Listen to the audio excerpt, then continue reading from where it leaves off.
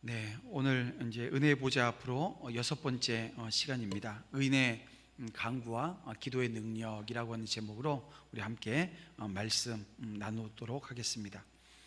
여러분, 지금은 여행이라고 하는 게 불가능하기도 하고요.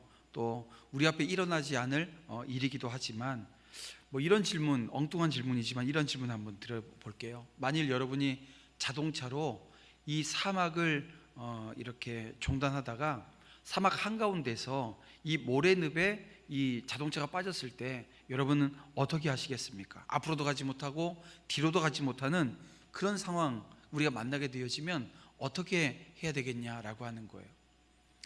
근데 이 일을 실제로 경험한 사람이 이걸 경험하고 나서 살은 거죠. 그러고 나서 책을 내기도 했습니다. 바로 스티브 도나휴라고 하는 분인데요. 그는 자동차로 사하라 사막을 여행하다가 이 자동차가 푸슈푸슈라고 하는 이 무시무시한 모래 사막을 만나게 되어지고 그 사막에 빠졌습니다. 그 위기에 봉착한 겁니다. 10중 8구 그 상황이 되어지면 이게 빠져나오지 못해서 죽는 예가 거의 대부분이라고 한다는 거예요. 근데 살아났고 그 차로 사막을 건너게 되었습니다. 이 자신의 그 경험을 살려서 이 사막을 건너는 6가지 방법이라고 하는 이 책을 이제 썼습니다. 아주 여기 보면 중요한 원칙들이 몇 가지가 있는데요. 그 중에 이 책에서 이 차가 이 사막 모래 늪에 빠졌을 때 대처하는 요령을 가르쳐 줍니다. 근데 아주 간단해요. 근데 우리가 예전에 우리도 이게 다 포장되지 않고 이렇게 맨땅 흙이 있는 곳에 차를 가지고 왔다가 비가 오는 날 차가 빠져서 다른 차가 끌기도 하고 사람들이 내려서 막 밀기도 하고 이런 경험들이 있지 않습니까? 근데 이 모래 사막에서 이 차가 빠졌을 때는 이렇게 막 악셀레다를 밟아서 빨리 빠져나가려고 힘을 쓰면 더 빠져 들어간다는 거예요. 그럴 때는 차에서 내려서 자동차 바퀴에 바람을 빼라는 거예요. 바람을 빼게 되어지면 이 자동차 이 바퀴 지면이 좀 넓어질 거 아니에요. 축 내려앉으니까. 그러면 마찰력이 좋아가지고 빠져나올 수 있다라고 하는 겁니다. 근데 이 내용을 보면 오늘 우리 인생에도 이 사막에 빠진 것과 같은 일들을 만날 때가 있습니다. 문제에서 헤어나오려고 이 발버둥을 칠수록 더 복잡하고 더 꼬이는 그런 인생의 문제들 있습니다. 또 누군가가 내 손을 잡아주면, 나를 도와주면 금세 내가 그 상황에서 벗어날 수 있을 것 같은데 내 손을 잡아줬던 그 사람 때문에 더 힘들게 만들어버리는 그런 일들이 생기기도 한다는 거예요. 그런데 이 타이어 속에 남아있는 이 소량의 공기가 오히려 더 큰 문제를 만들어내는 주범이라고 하는 것을 생각하지 않은 것처럼, 여러분, 오늘 우리 안에 인간적인 희망이 여러분 하나님을 향한 그 희망을 방해할 때가 있다는 거예요. 내 안에 가능성이라고 하는 것이 남아있으면 인간적인 방법이 존재하는 한, 여러분, 오늘 우리는 하나님을 바라보는 것, 그리고 하나님 앞에 나아가는 것, 은혜의 보좌 앞에 하나님은 담대히 나오라고 하셨는데 우리는 나가지 못하는 그런 모습이 우리 가운데 있다는 것입니다. 그래서 남아있는 공기마저 빼야 살아남을 수 있다라고 하는 이 지혜를 오늘 우리가 배워야 합니다. 어떻게 해요? 내 안에 아직 남아있는 내 힘, 내 인간적인 이 공기들이 하나님 앞에서 빠져나가고 온전히 하나님만 여러분 신뢰하고 믿음으로 살아갈 것을 결단할 때 성령께서 오늘 우리를 붙드시고 성령께서 역사해 주시는 그 은혜를 우리가 누리게 되어지는 것입니다. 저는 작년이죠.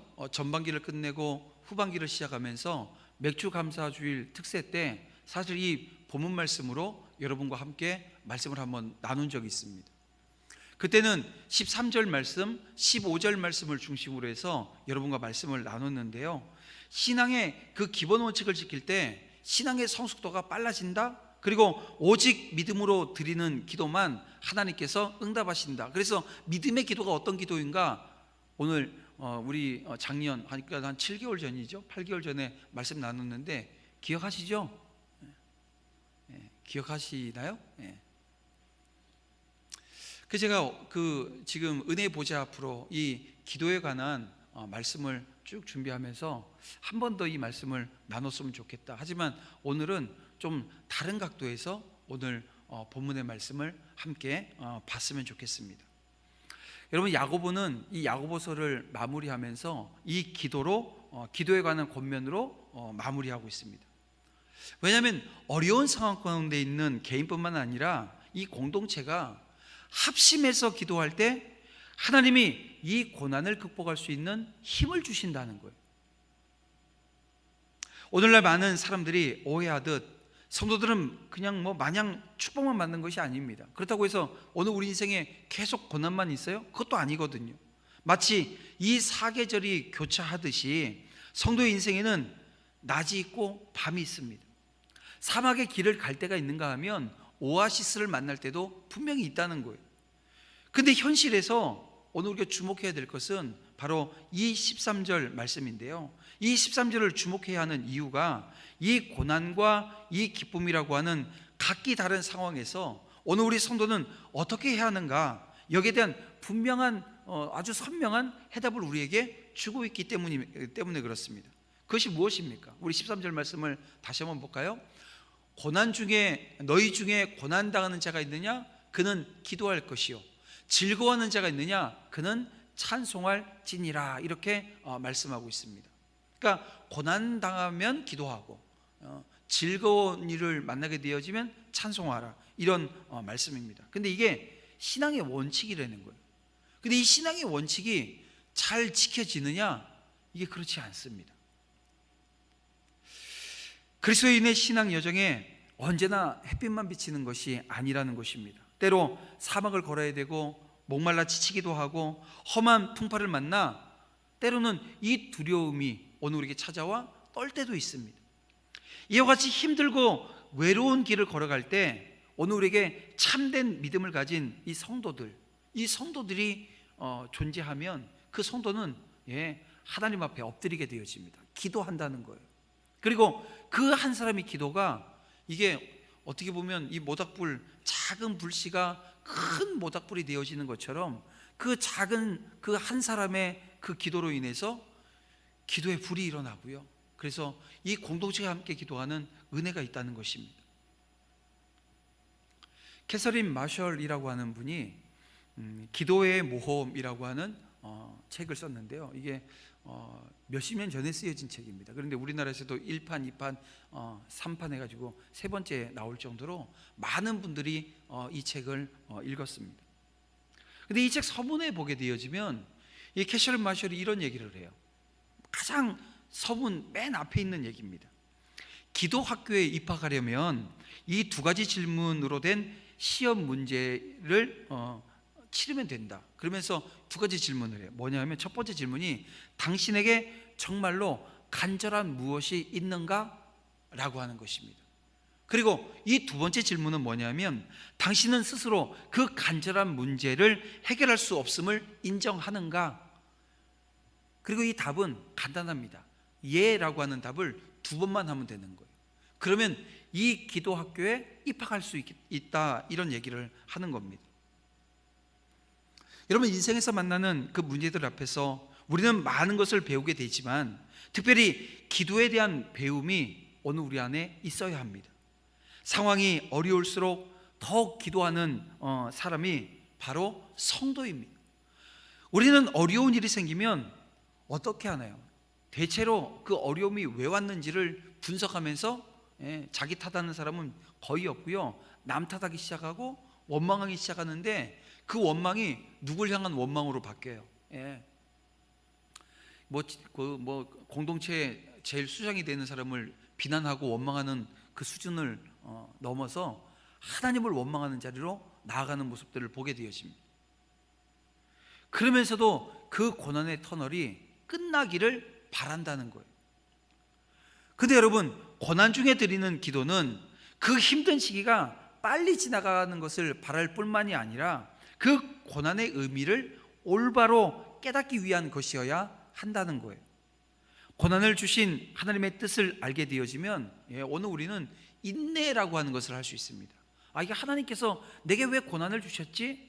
왜 내게 이 아픔을 주셨지? 왜 나에게 이런 힘든 과정을 주셨지? 라고 하는 것에 대한 하나님의 의중, 뜻을 알게 되어지면 인내하게 되어지는 거예요. 그리고 하나님의 도우심을 소망하게 되어집니다. 제가 좀 전에 말씀드렸던 것처럼 내 힘이 빠져버리는 거예요. 내 소망이 빠져버리는 거예요. 그리고 거기엔 하나님을 향한 소망으로 채워지게 되어진다는 거예요. 그래서 여러분, 오늘 우리가 그 상황에서 이 고난이 오늘 우리에게 주는 깨달음이라고 하는 것, 오늘 우리가 말씀을 통해서 한 두 가지만 우리가 오늘 또 생각해 보고자 하는데요. 그것 중에 하나가 뭐냐면 한 성도의 고난, 오늘 우리 공동체에서 어떤 한 분이 고난을 당해요. 근데 이 고난이 바로 모든 성도들을 한 자리로 부르는 하나님의 음성이라고 하는 사실입니다. 한 사람이 고난을 당했는데 그것이 모든 성도를 한 자리로 모아요. 한 자리로 모아서 하나님은 뭐 하시는 거예요? 합심해서 기도하게끔, 함께 하나님을 바라보고 함께 하나님을 소망하게끔 만드신다는 거예요. 여러분, 14절 말씀을 우리가 다시 한번 볼게요. 너희 중에 병든 자가 있느냐? 그는 교회의 장로들을 청할 것이요 그들은 주의 이름으로 기름을 바르며 그를 위하여 기도할지니라. 이렇게 말씀하고 있습니다. 자, 그러니까 이 14절 말씀을 보면 성도 중에 병든 자는 어떻게 하라고요? 교회의 장로들을 청해서 함께 기도하라 말씀하고 있습니다.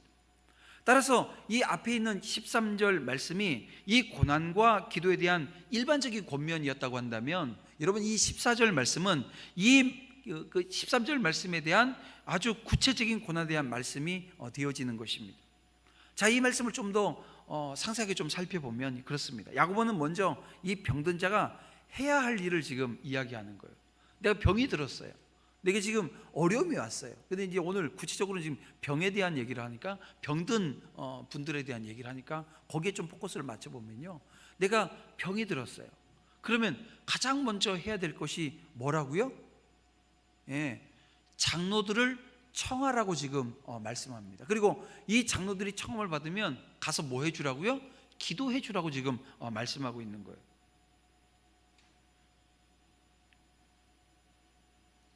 물론 여기서 장로란 이 당시 상황, 뭐 지금 오늘날 우리 장로님들만을 얘기하는 게 아닙니다. 이 그때 당시에 2000년 전이니까요.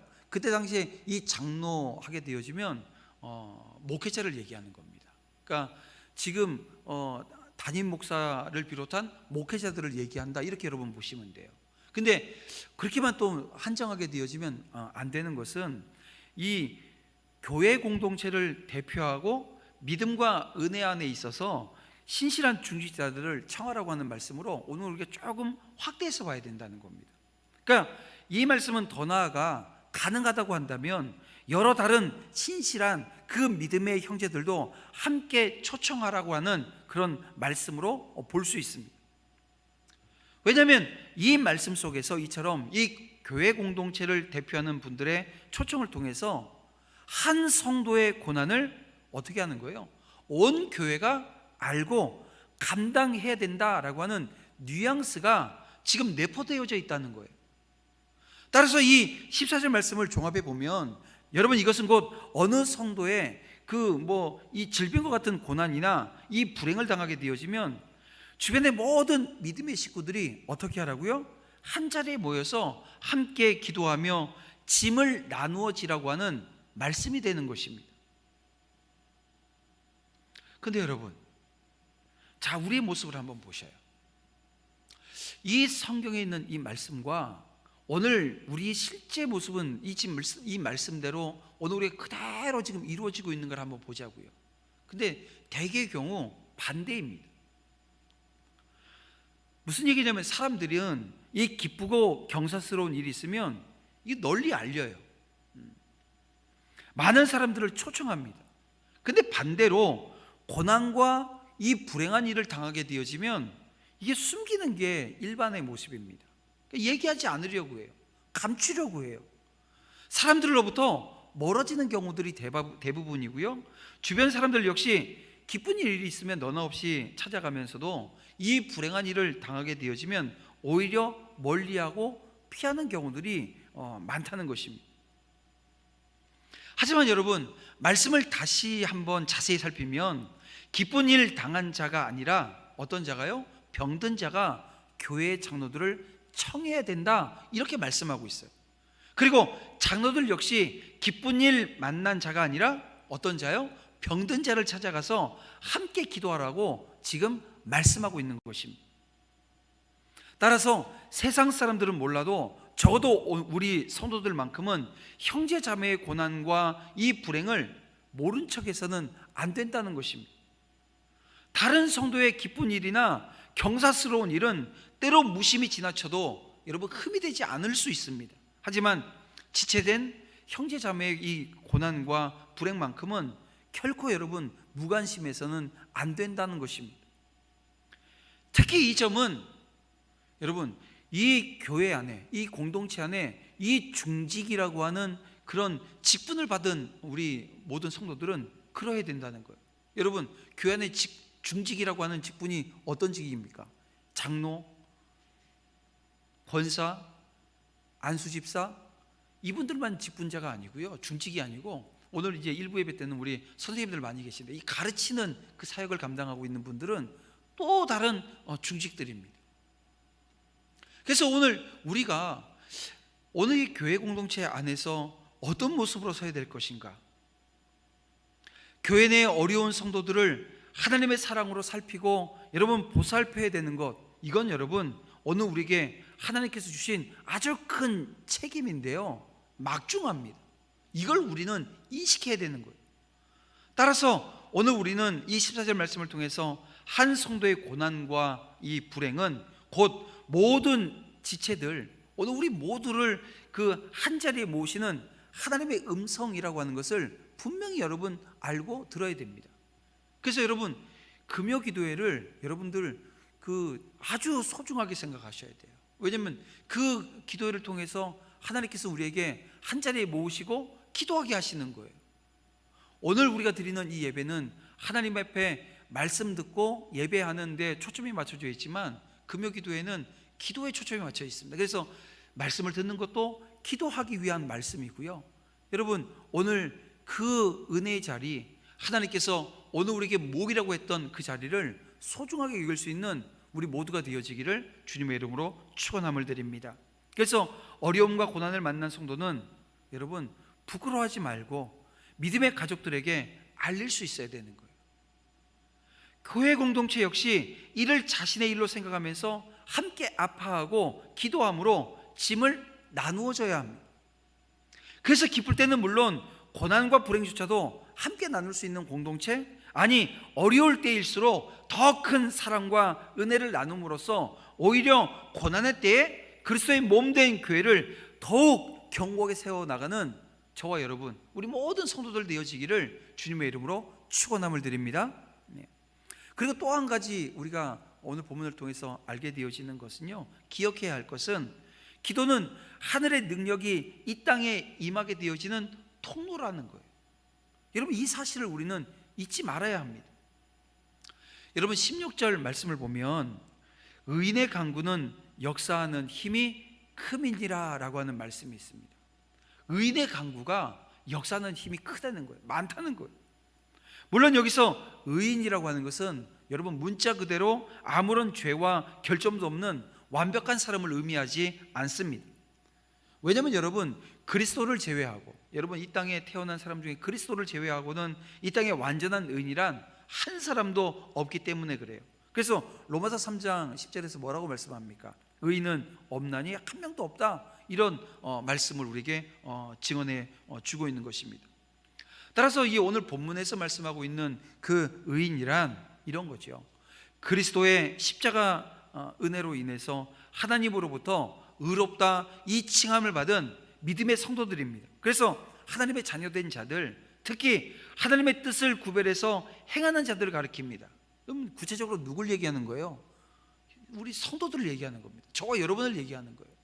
여러분, 내가 예수 그리스도를 믿고 그 십자가 놀라운 은혜로 말미암아 예수 그리스도의 완전하신 그 의를 오늘 우리가 소유했어요. 왜냐하면 하나님이 오늘 우리에게 의인이야 라고 불러주셨기 때문에 그렇습니다. 그래서 하나님께서 그리스도를 통해서 의롭다 하시고 이 자녀 삼으심으로 말미암아 거듭나 하나님의 뜻을 행하는 성도들, 이 성도들은요 기도할 때 역사하는 힘이 크다는 것입니다. 야고보는 이 사실을 증명하기 위해서 오늘 본문 17절과 18절에서 엘리야의 기도를 예로 들고 있습니다. 실로 엘리야의 기도는 엄청난 능력을 가지고 있었는데요, 우리 17절 말씀 볼게요. 엘리야는 우리와 성정이 같은 사람이로되 그가 비가 오지 않기를 간절히 기도한 즉 3년 6개월 동안 땅에 비가 오지 아니하고 라고 말씀합니다. 여러분 놀라운 능력 아닙니까? 예컨대 이 17절 말씀을 보게 되어지면 그가 비가 오지 않기를 기도했더니 아니 3년 6개월 동안이나 비가 오지 않았다는 거예요. 자, 그러면 엘리야가 악심을 품고 악한 마음으로 비 안 와서 다 굶겨 죽여야지 막 이런 악한 마음 가지고 기도했을까요? 그래서 비를 안 오게 했을까요? 아닙니다. 지금 엘리야가 그렇게 기도한 것은 이스라엘 백성들의 패역함을 징계하기 위함입니다. 다시 말하면 하나님이 이스라엘이 그 하나님을 버리면 하늘을 닫아 지면에 비를 내리지 않으시리라고 하는 그 하나님의 말씀을 이루려고 했던 거예요. 자, 이 말씀이 어디 있냐면 신명기 11장 16절 17절 말씀인데요, 보겠습니다. 너희는 스스로 삼가라. 두렵건대 마음에 미혹하여 돌이켜 다른 신들을 섬기며 그것에게 절함으로 여호와께서 너에게 진노하사 하늘을 닫아 비를 내리지 아니하여 땅의 소산을 내지 않게 하심으로 너희가 여호와께서 주신 아름다운 땅에서 속히 멸망할까 하노라. 여러분, 이 신명기 말씀이 어떤 말씀입니까? 여러분 잘 아시는 대로 출애굽 2세대가 이 가나안에 들어가기 위해서 이 정복 전쟁을 앞에 놓고 하나님께서는 이 레위기 말씀, 율법의 말씀을 이 지금 신세대들이에요. 그 당시로 보면 신세대입니다. M세대고요, Z세대예요. MZ세대들이죠. 그 사람들에게 뭘 지금 주는 거예요? 하나님의 말씀을 재해석해서 다시 모세가 줍니다. 근데 그 말씀을 보게 되어지면 이런 거예요. 그 마음에 미혹하여 돌이켜 다른 신을 섬기고 그에게 절하면 우상 숭배하는 겁니다. 그러면 어떻게 하시겠다는 거예요? 하늘을 닫아서 비를 내리지 않겠다. 여러분, 이 말씀이 이 엘리야의 기도로 자그마치 몇 년 동안요, 3년 6개월이 되도록 하늘에서 비를 내리지 않게끔 역사했다는 거예요. 여러분, 오늘날 같이 이 첨단 과학이 발전한 이 시대를 우리가 살아가는데요, 이게 그럼에도 불구하고 이 가뭄으로 인한 엄청난 그 피해는 속수무책인 것을 우리는 보게 되어집니다. 이번에도 우리 지금 강원도 지역, 경남 그 동해안 쪽에 불이 났는데, 이게 여러분 어제 저녁부터 밤에서부터 왔던 비가 만약에 불 나자마자 내렸다고 한다면 그런 큰 산불이 일어나지 않았을 겁니다. 근데 그 산불을 끄기 위해서 인간이 막 노력을 해요. 근데 결국은 어떻게 꺼지는 겁니까? 바람 불지 않아야 꺼지는 거예요. 이게 아무리 헬기로 물을 갖다 퍼붓고 사람들이 엄청나게 많은 사람들이 동원되어서 하더라도 이게 이 자연이 가지고 있는 그 힘이라고 하는 것을 우리가 능히 감당해내지 못하는 모습을 또 보지 않느냐라고 하는 것입니다. 이재민들을 위해서, 또 어려움 당한 사람들을 위해서 우리가 함께 또 기도하고 또 혹여 연결되어지면 돕는 손길이 우리가 돼야 될 줄 압니다. 어쨌든 여러분, 그 18절을 보게 되어지면 어떻게 다시 그가 기도했더니 하늘에서 비가 오고 땅이 열매를 맺었던 것을 우리는 보게 되어집니다. 여러분, 그의 기도에 의해서 내린 비는 홍수로 인해서 온 땅이 잠길 정도로 오지도 않았어요. 해갈에 부족할 정도로 오지도 않았다는 것입니다. 그럼 어떻게 해요? 이 경작하기에 딱 알맞을 정도의 양이 내렸다는 거예요. 그러니까 열매를 맺었죠. 여러분, 비라고 하는 게요, 많이 와도 문제고 오지 않아도 문제입니다. 그래서 뭐 지금은 좀 비가 많이 와줘야 되는 시기입니다. 왜냐하면 지금 비가 오게 되어지면 만물이 소생해요. 근데 가을에 이게 뭐 과일을 따야 될 때고 벼가 익어서 이제 벨 때가 됐는데 비가 많이 오잖아요. 그러면은 1년 농사 다 끝나는 거예요. 그러니까 와야 될 때가 있고 안 와야 될 때가 있고, 와도 어느 정도 적당히 와야지 되는 거죠. 넘치게 되어지면 안 됩니다. 근데 그렇게 왔다는 거예요.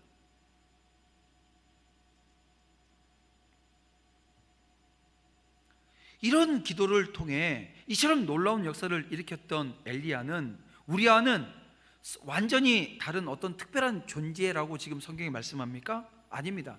야고보는 오늘 본문 17절에 보니까요, 그도 우리와 성정이 같은 사람이라고 지금 말씀하고 있어요. 곧 그 역시 길을 가다가 피곤하면 지치기도 하고요, 위기를 만나면 끝없이 이 낙심에 빠지기도 하고요, 결국 오늘 우리와 똑같은 사람이었다는 거예요. 여러분, 이 말씀이 오늘 우리에게 주는 게 무엇입니까? 그렇습니다. 여러분, 이것은 우리 성도들도 바른 믿음만 가지면 엘리야와 동일한 능력의 기도를 할 수 있다라고 하는 것을 말해주는 거예요. 그렇습니다. 성경에는 정말 많은 기도의 능력자들이 나오잖아요. 아브라함이 그랬고, 모세가 그랬고, 다윗이 그랬고, 베드로가 그랬고, 여러분 사도 바울이 그랬습니다. 하지만 이들이 처음부터 어떤 뭐 특별한 사람들 아니었다는 거예요. 그들은 본래 아주 평범한 사람들이었습니다. 그들이 가지고 있던 직업이 뭐예요? 목동이었고 어부였고 천막을 만드는 사람이었어요. 그들도 우리처럼 먹지 않으면 배고프고 마시지 않으면 갈증을 느끼고 어려움을 당하면 두려워하고 위협을 받으면 불안해지고요, 낙심하고 좌절하고 실망하고 울고 웃는 그런 감정을 지닌 그냥 보통 사람이라는 거예요. 그러나 다만 그들이 다른 것은, 그들이 이렇듯 위대한 인물이 되어줄 수 있었던 것, 그 이유가 어디에 있냐면 다른 데 있지 않습니다. 믿음으로.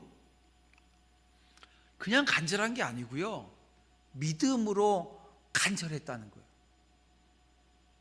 그리고 믿음으로 간절히 하나님 앞에 엎드립니다. 기도했다는 것입니다. 그렇습니다. 오늘 우리가 우리의 죄를 회개함으로 정결해진 가운데, 오늘 우리가 믿음으로 기도하기만 하면 하나님은 놀라운 기도의 능력자들이 될 수 있다는 거예요. 그러니까 가장 선행되어지는 것이 뭡니까? 정결해지는 게 우선이에요. 정결해야 돼요. 회개 먼저 해야 된다는 거예요. 하나님 앞에 회개 먼저 하고, 그리고 나서 믿음으로 기도하면 하나님께서 놀라운 기도의 능력을 오늘 우리에게 허락해 주신다는 거예요. 많은 성도들이 오늘날에는 구약시대나 이 초대교회 때와는 달리 놀라운 기도의 능력이 나타나지 않는다, 이런 말들을 합니다. 물론 사실입니다. 그러나 그것은 하나님의 능력이 감소했거나 오늘날에는 예전에 있었다고 생각되는 어떤 특별한 사람들이 없기 때문이 아니라는 겁니다. 그것은 다만 오늘날에는 그만큼 엘리야나 다른 기도의 능력자들처럼 믿음과 이 간절함을 가지고 기도하는 자들이 작아졌다는 거예요. 그 수가 적다는 거예요. 그러므로 중요한 게 그럼 무엇입니까? 오늘 우리가 믿음으로 간절히 구하는 것입니다. 그래서 야고보 4장 2절에 뭐라고 말씀했어요? 우리가 얻지 못하면 구하지 않기 때문이라고 말씀하잖아요. 여러분, 기도하지 않는데, 간절함이 없이 기도하지 않는데 여전히 내가 할 수 있고 내 힘으로 해결할 수 있다고 생각을 하고 있는데, 여러분 기도하면서 그 마음을 가지고 기도하고 있는데 기도에 하나님께서 응답해 주실 리가 만무한 거죠. 많은 사람들이 기도의 능력을 받았다 이렇게 주장하는 사람들을 쫓아다니고 있는 시대입니다. 그러니까 막 이단에 빠지고 하는 거예요. 근데 중요한 것은 우리가 믿음으로 구하는 것입니다. 내가 믿음으로 구하는 것입니다. 우리가 믿음으로 간절히 구하기만 한다면 오늘 우리도 여러분 엘리야와 같은 하나님의 놀라운 능력의 통로가 되어줄 수 있는 것입니다. 이 시간 우리 안에 있는 미지근한 이 적당주의, 신앙생활 적당히 하면 되지, 적당히 하게 되어지면요 그냥 다 적당히가 되어집니다. 기도도 하나님께서 아무리 기도해도 적당히 해. 왜냐면 안 들어주실 거니까요. 여러분 그런 모습이 우리 가운데 나오게 되어진다는 거예요. 그러니까 오늘 우리 안에 있는 이 미지근한 적당주의, 적당히 하자라고 하는 이 마음들은 다 뽑아내야 됩니다. 그럼 어떻게 돼요?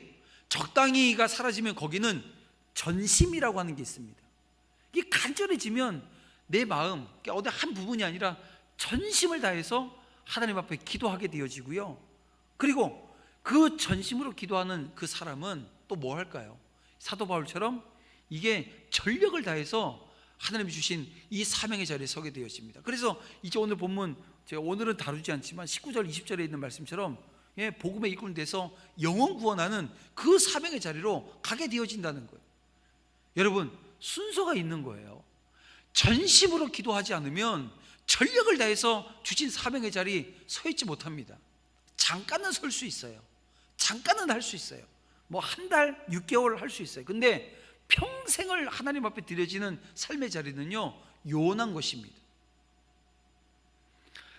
성도 여러분, 우리는 이상을 통해서 하나님께서는 이처럼 놀라운 능력을 저와 여러분에게 부어주셨다라고 하는 것을 감사하면서 아울러 뭘 가져야 되냐면 자부심, 그리고 이 자부심과 함께 항상 붙여서 가야 될 것이 뭐냐면 용기입니다.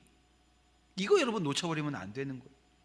그래서 세상 사람들이 가진 것 여러분 부러워하지 말고요, 오히려 하나님께서 저와 여러분에게 주신 은사와 능력을 새롭게 발견할 수 있는 은혜가 있길 원합니다.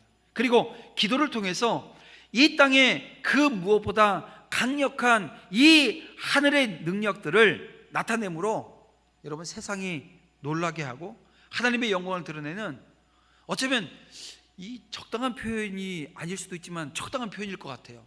위대한 능력자들, 여러분 저와 여러분이 그런 위대한 능력자들이 다 되어지는 은혜가 넘쳐나기를 주님의 이름으로 축원함을 드립니다. 말씀을 정리해 봅니다. 여러분, 신앙 생활에 있어서 가장 중요한 건 기본 원칙입니다. 오늘은 말씀, 저번에 제가 말씀했다고 다루진 않았지만 가장 기본 원칙, 오늘 우리가 고난의 현장에서, 오늘 우리가 환난의 현장에서 가장 먼저 해야 될 것은 기도하는 것입니다. 기쁜 일이 있으면 찬송해야 되는 거고요. 여러분, 이 신앙의 원칙을 항상 기억하고 어떤 상황에서도 저와 여러분은 기도하면서 하나님의 뜻을 구해야 합니다. 합심해서 드리는 기도를 하나님께서 들으셔요.